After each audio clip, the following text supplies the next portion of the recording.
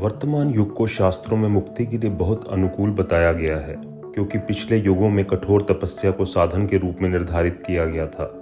कलयुग में मनुष्य को मुक्ति पाने के लिए केवल नाम स्मरण की आवश्यकता है। जब प्रभु का नाम महिमा के साथ जपा जाता है तो हमारा मन आनंद से भर जाता है, और वास्तव में ईश्वर स्वयं आनंद का ही स्वरूप है। और जब हम राम नाम में लीन हो जाते हैं तो यही आनंद हमारे अंदर भर जाता है।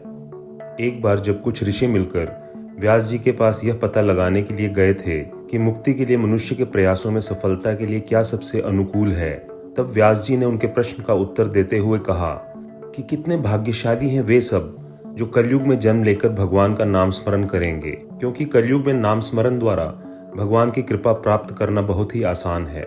हमारे जीवन में किसी भी प्रॉब्लम के लिए राम नाम एक प्रिस्क्रिप्शन की तरह काम करता है, और भगवान श्री राम की ब्लेसिंग से हमारे जीवन से परेशानियों को दूर करता है। भगवान का नाम यदि प्रेम और विश्वास के साथ जप किया जाता है तो इस नाम में साधक पर ईश्वर की कृपा लाने की शक्ति होती है। नाम अकल्पनीय शक्ति और साहस प्रदान करता है। श्री राम से यह पूछे जाने पर कि क्या यह राम नाम था जिसने हनुमान को समुद्र पार करने के लिए सक्षम बनाया, तो भगवान राम ने उत्तर दिया कि राम नाम ही है जो शिव और विष्णु दोनों के बीच अक्षरों को जोड़ता है और इसे अत्यंत प्रभावशाली बनाता है और हमें दिव्य शक्तियां प्रदान करता है। नाम में इतनी प्रभावकारिता है कि हृदय से एकाग्र प्रार्थना का एक क्षण भी ईश्वर को पिघालने के लिए पर्याप्त है। आपको इस बारे में कोई संदेह नहीं होना चाहिए कि राम जैसा छोटा नाम आपको संसार के समुद्र के पार कैसे लेके जा सकता है। जिस प्रकार एक छोटे से दिए की मदद से घने जंगलों को पार किया जाता है, इसी प्रकार राम नाम देखने में चाहे छोटा लगे, लेकिन ये नाम ही है जो हमें इस संसार के सागर से पार लगा सकता है। सभी युगों में से कलयुग का बहुत महत्व है, क्योंकि कलयुग ही एक ऐसा युग है जिसमें हम नाम स्मरण से ईश्वर को पा सकते हैं। कलयुग में नाम स्मरण को हाईएस्ट फॉर्म की साधना माना गया है। नाम जप से बड़ा कुछ नहीं है। यह सभी सांसारिक रोगों की सर्वोत्तम औषधि है। ध्यान, यज्ञ और पूजा त्रेता और द्वापर जैसे युग में मुक्ति के प्राथमिक साधन के रूप में निर्धारित हैं। नाम स्मरण इस कलयुग में मुक्ति का सबसे आसान मार्ग है। इसलिए ऐसा माना जाता है कि कलयुग में जन्म लेने वाले लोग पिछले 3 युगों से भी बहुत ही फॉर्चुनेट और लकी हैं। जब आप लगातार भगवान का नाम लेते हैं तो यह आपके सभी बुरे गुणों को दूर कर देता है और हमें आनंद से भर देता है। नाम की महिमा इतनी है कि ऋषि नारद भी हमेशा नारायण नारायण का रटन करते रहते हैं। एक बार ऋषि नारद भगवान नारायण के पास गए और उनसे राम नाम के प्रभाव की व्याख्या करने के लिए प्रार्थना की। भगवान बोले, नारद, देखो सामने पेड़ पर एक तोता है, जाओ और तोते से एक बार राम नाम जपने के लिए कहो।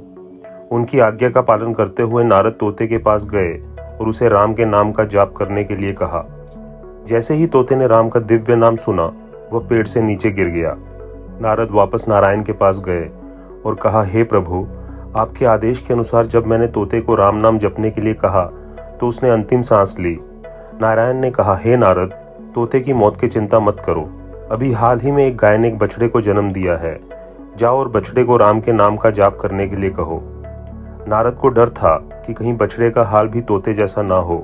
हालांकि नारायण की आज्ञा का पालन करते हुए उन्होंने बछड़े को राम के दिव्य नाम का जाप करने के लिए कहा।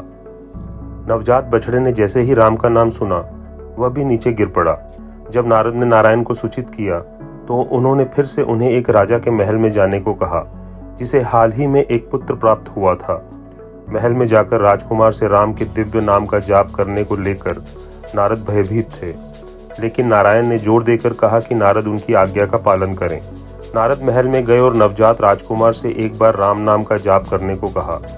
राजकुमार ने ऋषि नारद को प्रणाम किया और उन्हें बताया कि केवल एक बार राम नाम सुनने से ही वह तोते से बछड़े और बछड़े से मनुष्य बन गए।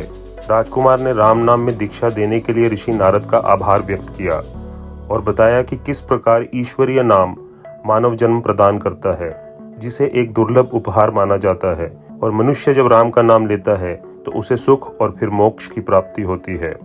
राजकुमार की ये बातें सुनकर ऋषि नारद का मन आनंद और प्रेम से भर गया और उन्होंने राम नाम की महिमा जानी। हम सबको चाहिए कि पूरे दिल और भावना के साथ भगवान के नाम का जप, सिमरन और रटन करते रहें, क्योंकि यही नाम हमें इस संसार रूपी भवसागर से पार लगा सकता है और हम ईश्वर को पा सकते हैं। धन्यवाद।